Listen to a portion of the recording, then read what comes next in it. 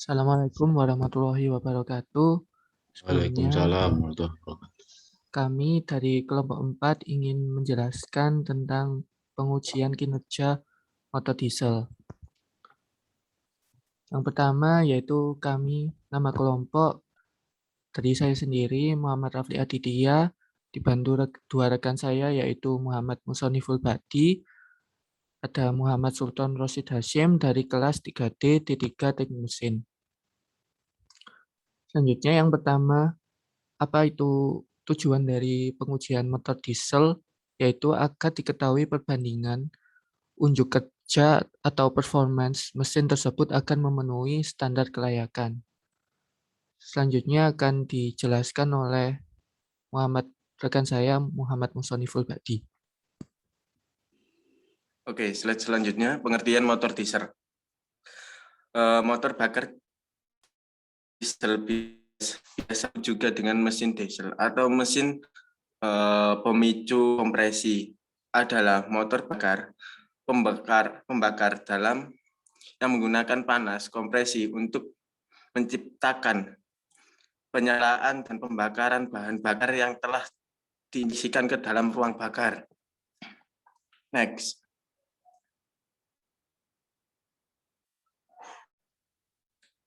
Prinsip kerja motor diesel. 1. Langkah isap. Langkah isap ini bekerja dengan udara yang masuk ke dalam ruang bakar melalui bagian katup. Kondisi ini bisa terjadi karena piston atau torak bergerak dari arah TMA ke TMB. Tentu saja kondisi katup buang masih tertutup saat langkah ini mulai bekerja. Untuk itu, kamu perlu memahami kode oli terlebih dahulu supaya kamu bisa menemukan oli yang tepat untuk mobilmu. Yang kedua, langkah kompresi. Setelah melalui langkah isap, berlanjut ke langkah kompresi. Sesuai namanya, ada proses kompresi di dalam mesin diesel. Karena proses memanfaatkan udara oleh piston saat bergerak dari TMB ke bagian TMA. Bagian katup udara isap serta buang dalam keadaan tertutup juga. Dengan begitu, maka akan mengakibatkan tekanan serta suhu menjadi naik. Yang ketiga, langkah kerja. Kapan kompresi pembakaran terjadi? Di langkah kerja, proses tersebut mulai berjalan. Proses ini membuat piston mulai bergerak, mendorong, dan bekerja untuk menggerakkan mesin mobil. Selain itu, proses juga terus berjalan saat piston bergerak dari TMA ke TNB. Langkah keempat, langkah buang. Langkah ini menjadi yang terakhir di dalam cara kerja mesin diesel. Hasil pembakaran yang sudah muncul akan dibuang melalui kap pembuangan. Sama seperti langkah sebelumnya, kondisi piston tetap bergerak dari TMA ke TMB. Bagaimana dengan kondisi katup isap? Kondisinya akan tertutup juga. Next, slide selanjutnya.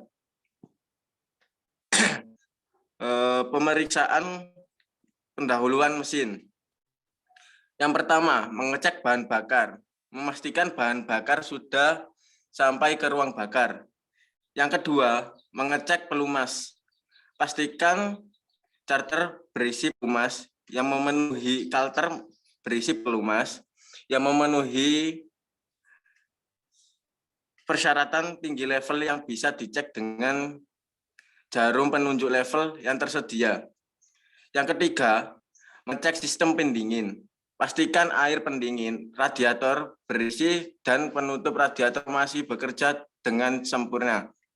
Selanjutnya dibantu rekan saya, Muhammad Sultan. Silakan. Selanjutnya yaitu peralatan uji. Peralatan untuk menguji getaran mesin.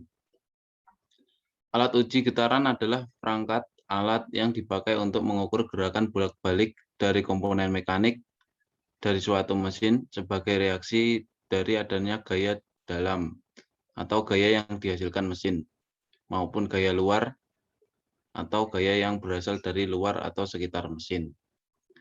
Alat uji getaran merupakan salah satu produk untuk mengukur suatu nilai getar di mana getaran yang terjadi akan dieksekusi ke dalam bentuk data di alat tersebut, sehingga diketahui jumlah data yang dicapai sampai objek yang diuji mencapai batas pengujian yang akan dijadikan standarisasi. Next. Alat uji getaran terbagi menjadi dua jenis, yaitu sensor getaran yang berfungsi untuk mengubah besar sinyal getaran fisik menjadi sinyal getaran analog yang terukur dalam besaran listrik dan pada umumnya berbentuk tegangan listrik.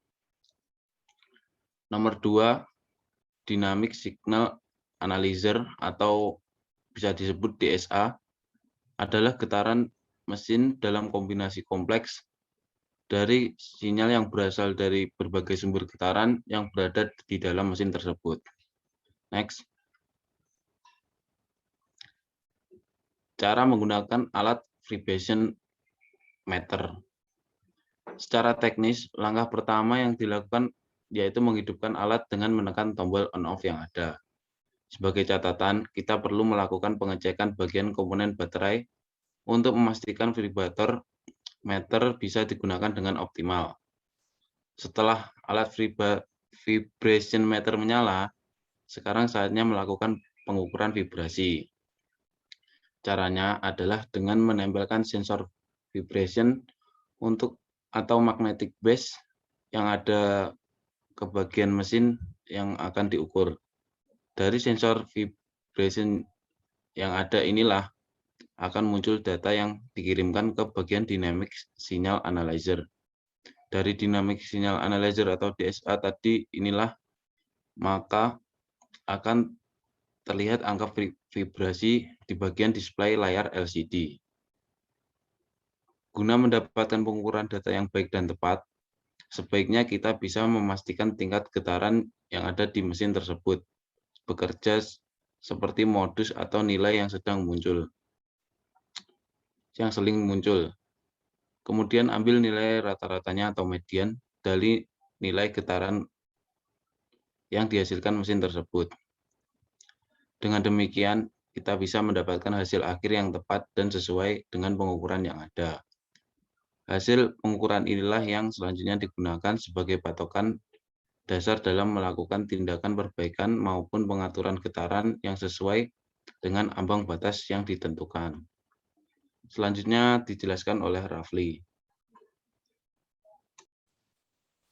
Baik, selanjutnya yaitu peralatan untuk menguji emisi gas buang.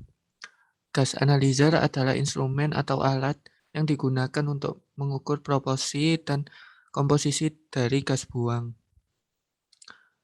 Fungsi gas analyzer adalah memantau emisi gas buang dari CO, CO2, UHC, Na, NOx dengan pengukuran emisi yang dilakukan secara terus-menerus.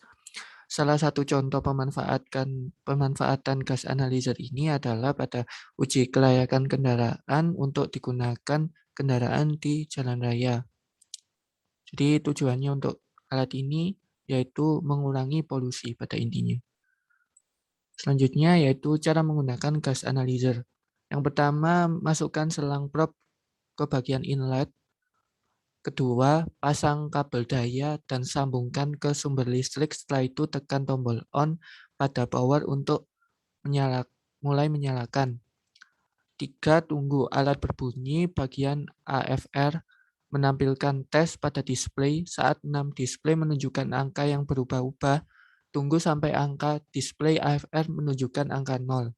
Keempat, sambil menunggu Anda bisa menghidupkan kendaraan dan gas sampai kecepatannya menjadi 2000 rpm selama 1-2 menit. Yang kelima, saat AFR menunjukkan angka 0, maka cara menggunakan gas analyzer bisa dimulai. Sambungkan selang probe ke probe, lalu masukkan probe ke dalam knalpot kendaraan yang akan diuji. Selanjutnya, tekan mesh atau N pada dan tunggu angka pada display stabil. Yang ketujuh, saat angka sudah stabil, tekan tombol hold print sebanyak 2 kali. Yang ke-8, masukkan nomor polisi kendaraan sebagai identitas dari kendaraan yang akan diuji pada display 02 yang berkedip. Ke-9, cetak hasil pengukuran dengan menekan tombol hold print sebanyak 1 kali. Yang terakhir yaitu kalibrasi alat dengan menekan tombol ESC atau standby. Selanjutnya adalah peralatan pengukur ruang bakar, tekanan ruang bakar, yaitu kompresi tester atau alat tes kompresi merupakan salah satu dari macam-macam alat ukur yang sering digunakan untuk servis kendaraan. Compression tester berfungsi untuk mengetahui besarnya tekanan kompresi pada tiap silinder di mesin. Alat ini seringkali digunakan oleh mekanik saat melakukan servis kendaraan atau saat melakukan diagnosa masalah mesin ketika tenaga yang dihasilkan mesin kurang optimal. Compression tester yang digunakan untuk mengukur tekanan kompresi pada mesin bensin dan mesin diesel berbeda jenisnya. Di bawah ini adalah gambar dari alat pengukur ruang tekan bakar. Selanjutnya akan dijelaskan oleh rekan saya Muhammad Musoniful Badi. Baik, untuk selanjutnya cara penggunaan compression tester. Yang pertama yaitu nyalakan mesin. Anda perlu menyalakan mesin terlebih dahulu sampai mencapai batas suhu kerja mesin tersebut. Hal ini dilakukan guna mendapatkan hasil pengukuran yang akurat. Saat mesin sudah dalam keadaan panas, bagian piston ring akan mekar dan oli pelumas akan menyebar ke seluruh bagian mesin. Makanya piston dan pelumas yang sudah menyebar ini akan membuat proses pengukuran menjadi lebih optimal. Yang kedua, matikan mesin jika sudah cukup panas. Tahap ini dilakukan karena proses pengukuran harus dijalankan saat mesin dalam kondisi tidak hidup atau mati. Tapi pastikan bahwa mesin sudah mencapai suhu maksimal saat akan dimatikan. Yang ketiga, lepas saluran bahan bakar. Selanjutnya, Anda perlu melepaskan saluran atau soket bahan bakar yang biasanya menuju ke saluran injektor. Hal ini dilakukan agar bahan bakar yang digunakan tidak terbuang sia-sia.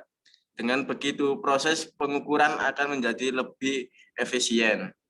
Next.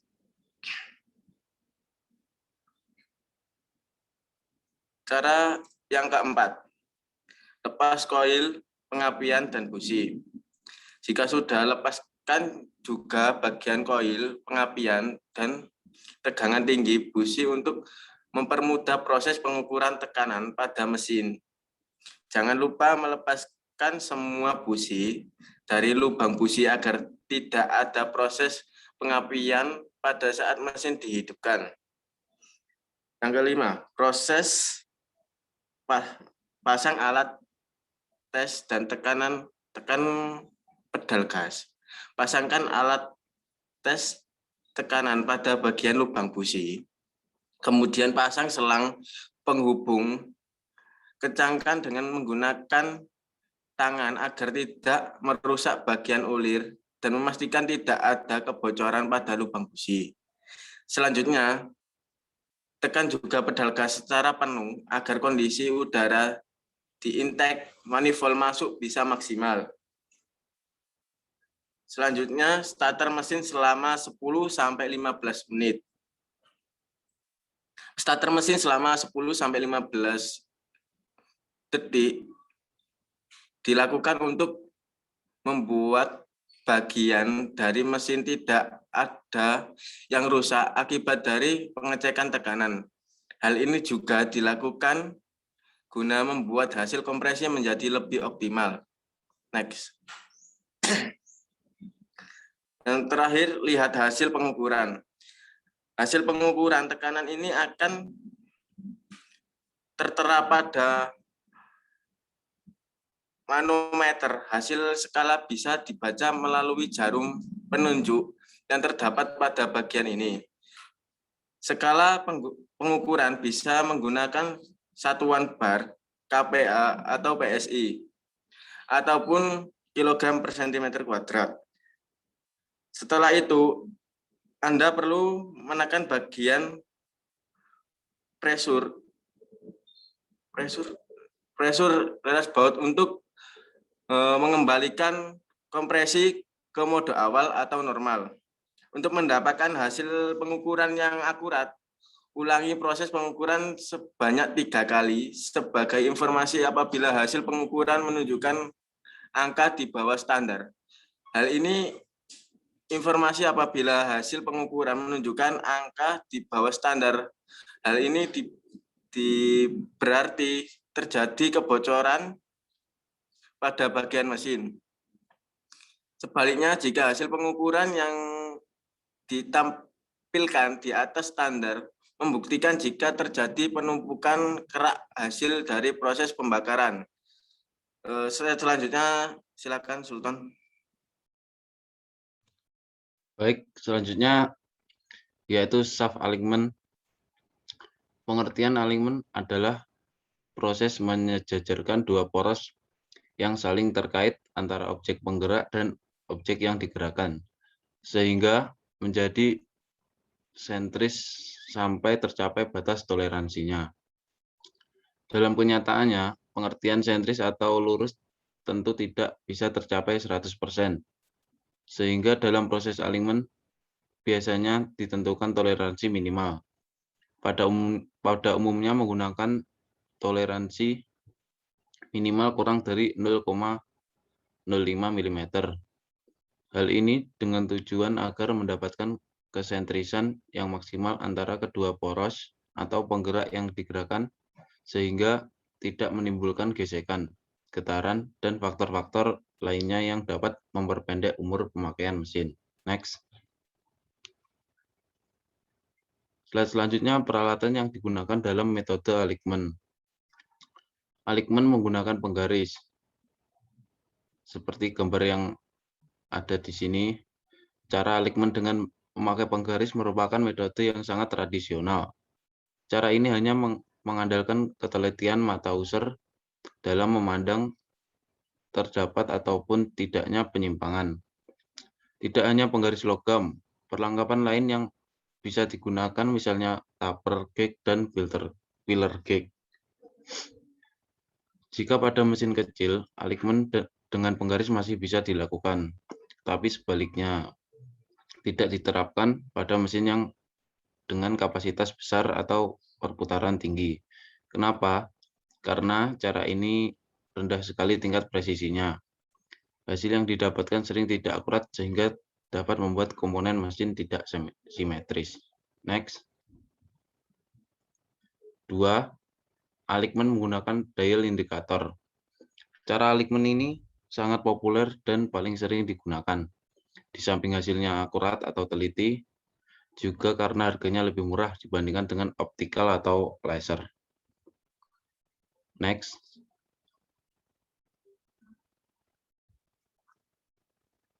Sekian presentasi dari kelompok kami.